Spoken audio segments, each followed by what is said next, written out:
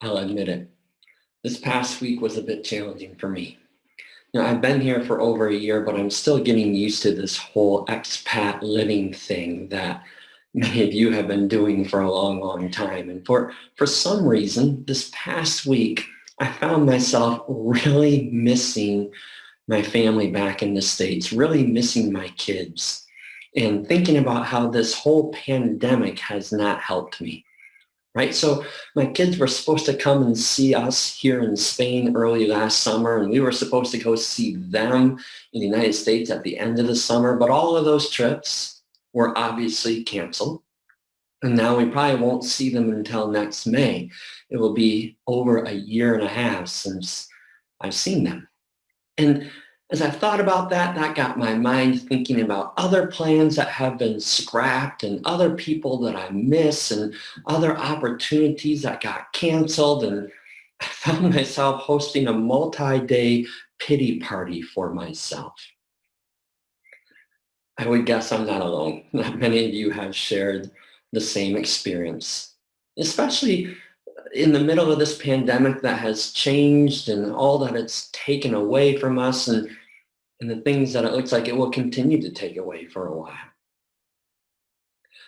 So in the middle of my pity party last week, I remembered a sermon that I read by Frederick Buechner, one of my favorite theologians, right? And his message helped me to refocus away from the disappointment and the discouragement that I'm feeling, away from those swirling discouragements in my mind that sometimes overwhelm my thinking and overwhelm my emotions.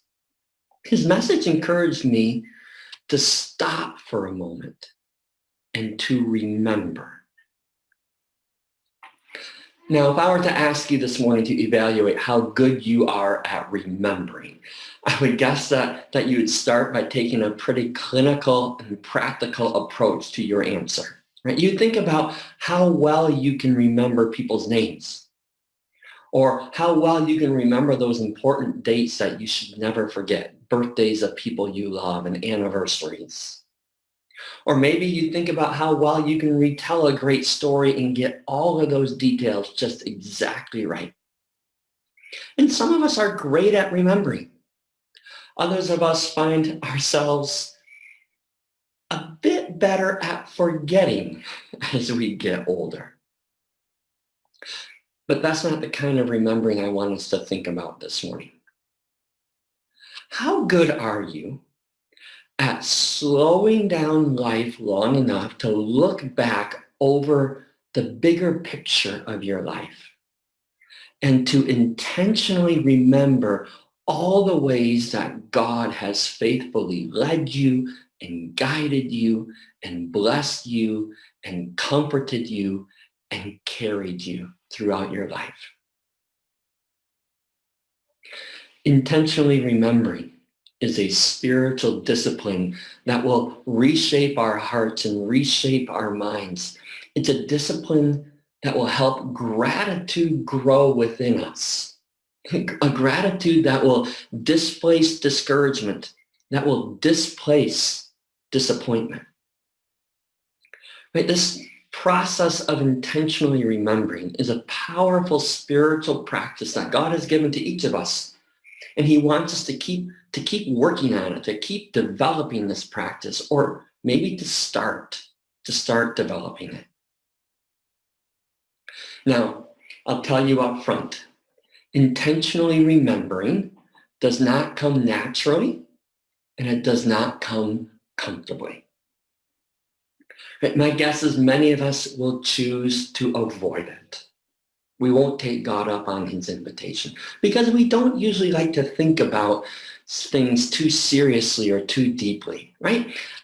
When we're with other people, when we're hanging out with our friends, we will talk about almost anything under the sun except for what really matters to us, except for the things that God is doing inside of us. And so we pass the time with meaningless conversation. We chatter. And we do the same thing with ourselves when we're alone. Think about it. It's late in the evening. Your work is all done for the day. Everybody else has gone away or maybe gone to bed and you're all alone and there's nothing on your agenda left for the day. It's the perfect time for looking back over the day or for looking back over the week or maybe the year and for remembering, for putting today's feelings and thoughts that crowd your mind and your heart into their bigger perspective. The perfect time for remembering how God is working in your life, how he's directing your life, the things that he's done, the things that he's given, the things that he's taken away, and to think about how it all fits together, right? That's not usually what we do with those moments, though.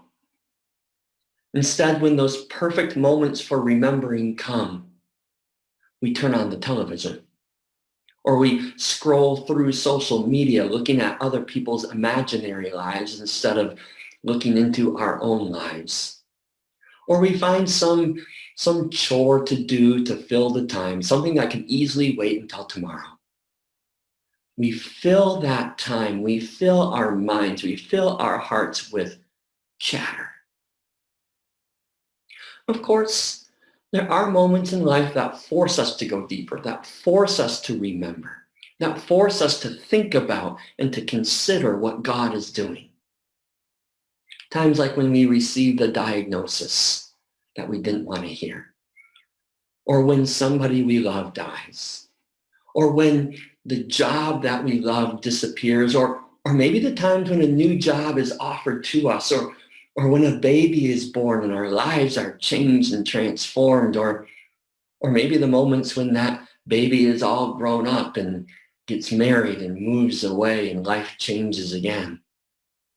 Or maybe this global pandemic has forced you to step back and look at what God is doing because it's upset all your patterns and traditions and plans and dreams, right? There's these large moments in life that force us to stop and discern God's purpose, discern God's plan, to remember how he's working. But God also invites us to choose to remember as well, to choose to sit down and to look at how God has carried us in the past, how he's brought us to this present, so that we can see where he's leading us into the future. He invites us to choose to patiently quiet our hearts so that we can honestly and humbly remember the lives we have lived and the God who has directed them. So here's one way that Frederick Buechner invites us to begin to learn how to do that. A place to start this spiritual practice. It's a practice that helped me this past week. He says that we need to start by choosing a chair. And it can be any chair. We're going to do that right now. Right? Choose a chair. It can look like this one if you wish. Right? Choose a chair and then do something a bit strange with it. He says, go ahead and give it a name. Name it the chair called Remember. This is the chair called Remember, just for a few moments. And sit down in that chair. And by sitting down, you're choosing to stop.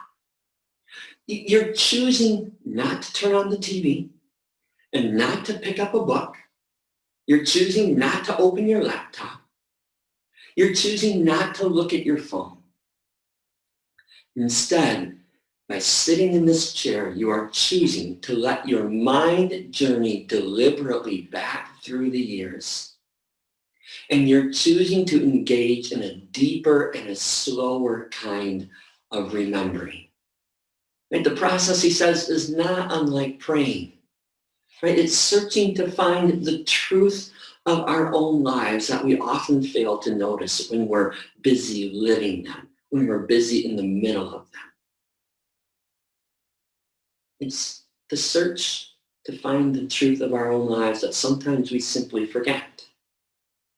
It is remembering on purpose. So sit down and remember the details of your life. So much has happened over the years. Right? The first thing you'll probably notice is that you have survived.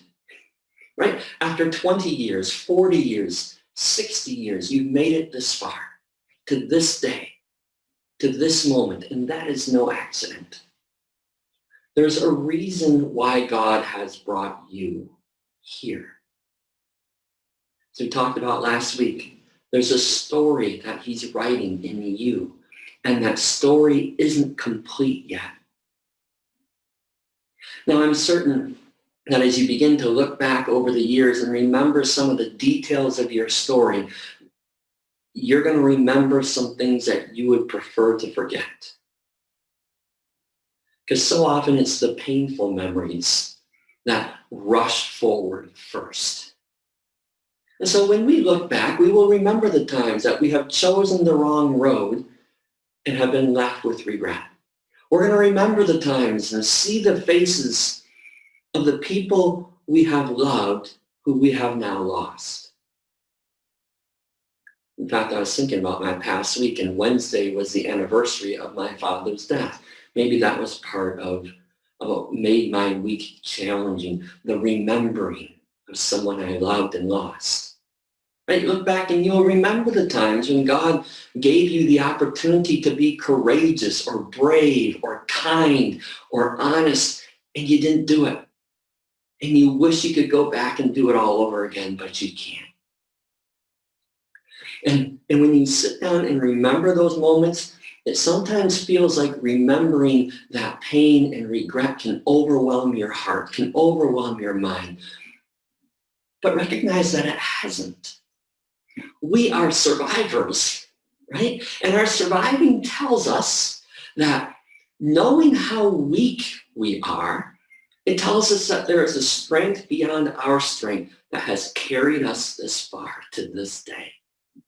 And knowing how foolish we are, it tells us that there is a wisdom beyond our wisdom that has flickered up in our lives often enough to show us the right path, to send us on the right way, to help us make the right decisions and the right choices. This remembering tells us that when we look back, we will find God. And because we find God with us in all of those memories, carrying us through all of those disappointments, carrying us through all of those failures, because we find God, we can also find peace. We find a peace that comes from realizing that we were never really alone. When we intentionally remember, we will look back and we will see God's presence with us. We will see him guiding us and rescuing us and protecting us and holding us close to himself. We couldn't have made it on our own. And we didn't make it on our own. We made it because God is with us. King David in the Old Testament, he knew this better than any of us. Right? It seems like if anyone could have made it on his own, King David would have been the one, right? After all, we know him as a man after God's own heart. And yet, when he sat down in his chair called Remember, and when he looked back over all of his years, these are the words that came to his heart, came out of his mouth, and that he wrote down. He said, "Give praise to the Lord and proclaim his name. Make known among the nations what he has done. Sing to him, sing praise to him. Tell of his wonderful acts. Glory in his holy name. Let the hearts of those who seek the Lord rejoice. Look to the Lord in his strength. Seek his face always. Remember the wonders he has done, his miracles, and the judgments he pronounced. Remember." And when David looked back, there were plenty of painful memories that he would have preferred to forget. He looked back and he remembered his failure as a husband and as a father. He remembered his lust for Bathsheba and his murder of her husband. He remembered all of those failures and his betrayals and his hypocrisy. But he also remembered something even more powerful than that. When he looked back, he remembered God. He saw God. He saw God's strength at work in his life. He saw God's wonders in his life. He saw the miracles God had done and the judgments he had pronounced. All of his remembering brought God to mind. God's unbelievable grace in his life. God's unwavering love for him. God's great faithfulness. And so David here invites us to do the same thing. He says, remember. Choose to remember. Choose to look back and see God, knowing that we will see his faithfulness just like David did. We will see his grace at work in our lives just like David did. We will see his salvation taking place day by day within us just like David did. So take up David's invitation to remember, to choose to sit in your chair called remember. Yes, remember the hard times. Remember the painful process of saying goodbye to someone you love. And see that God is present with you. He was present with you every moment, giving you the comfort you need. Remember hearing the diagnosis and battling the disease, and see God present with you, giving you the strength that you need. Remember those painful moments of deep disappointment. Disappointment in relationships that were supposed to bring you joy but brought you pain and heartache. And see God present with you, giving you the healing that you need. Remember the hopes and the dreams that again didn't come true this year. Or remember the plans that have been canceled. And see God present with you, giving you new hopes and new dreams and new plans, and maybe opening up all new opportunities. Remember, see God, and give thanks. Right? And then in exactly the same way, look back and see God with you. Remember God with you in the joyful times of your life, in the successes as well. Right? When we choose to sit in this chair and remember, we need to invite the good memories to come, the blessings. And we'll realize that those are often the times when we are so busy enjoying life, enjoying these good things, that we forget God. But now, looking back at them, we can see God present. So remember that moment when you celebrated a new life or a new birth, and see God's miraculous presence with you in that moment. Or remember celebrating birthdays and graduations and weddings and new jobs, and see God present with you, providing for you. Remember the holidays that you could take this year, right? Where you experience maybe the grandeur and the beauty of God's creation, where you experience time away with him, and remember and see that God is present with you. Remember new blessings and new experiences that you have discovered because everything is so different this year. Maybe remember new ways that you learned to stay connected with people you love. and see how God is present with you. Look back at your life and remember receiving forgiveness after a broken relationship. Remember experiencing belonging after loneliness. Remember feeling confidence after doubt. And see God present with you, blessing you. And give thanks. When we choose to stop and remember, when we choose to look back and see God present with us, we are then empowered to look forward into the future.